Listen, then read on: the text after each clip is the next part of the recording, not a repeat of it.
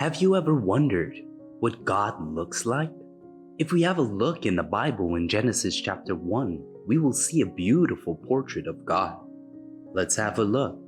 In the beginning, God created the heavens and the earth. Now the earth was formless and empty. Darkness was over the surface of the deep, and the Spirit of God was hovering over the waters. And God said, "Let there be light," and there was light. God saw that the light was good, and He separated the light from the darkness. God called the light day, and the darkness He called night. And there was evening, and there was morning, the first day.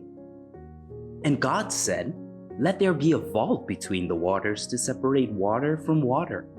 So God made the vault, and separated the water under the vault from the water above it.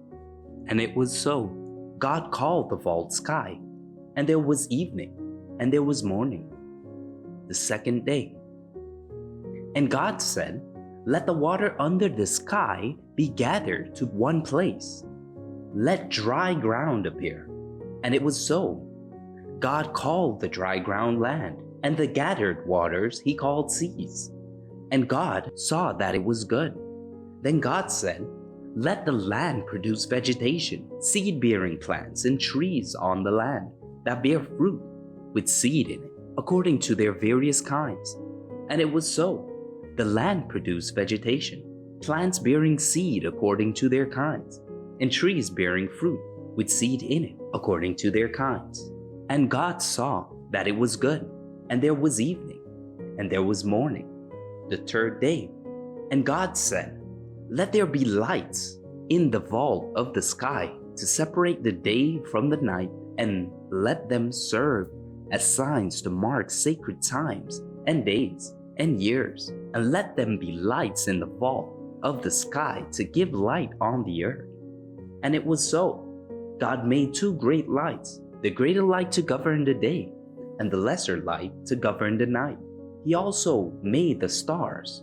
God set them in the vault of the sky to give light on the earth, to govern the day and the night, and to separate light from darkness. And God saw that it was good. And there was evening, and there was morning, the fourth day. And God said, "Let the water teem with living creatures, and let birds fly above the earth across the vault of the sky."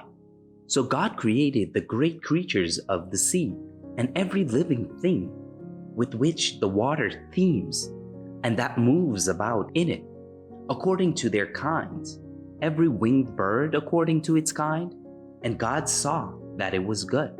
God blessed them and said, "Be fruitful and increase in number, and fill the water in the seas, and let the birds increase on the earth." And there was evening, and there was morning, the fifth day. And God said, "Let the land produce living creatures according to their kinds, and the livestock, the creatures that move along the ground, and the wild animals, each according to its kind." And it was so. God made the wild animals according to their kinds, the livestock according to their kinds, and all the creatures that move along the ground according to their kinds. And God saw that it was good. Then God said, "Let us make mankind in our image, in our likeness, so that they may rule over the fish in the sea and the birds in the sky, over the livestock and all the wild animals, and over all the creatures that move along the ground." So God created mankind in His own image. In the image of God He created them. Male and female He created them. God blessed them and said to them, "Be fruitful and increase in number. Fill the earth and subdue it. Rule over the fish in the sea and the birds in the sky, and over every living creature that moves on the ground." Then God said, "I give you every seed-bearing plant on the face of the whole earth, and every tree that has fruit with seed in it. They will be yours for food. And to all the beasts of the earth, and all the birds in the sky, and all the creatures that move along the ground, everything that has breath of life in it. I give every green plant for food. And it was so. God saw all that he had made, and it was very good. And there was evening, and there was morning, the sixth day. Closing scripture.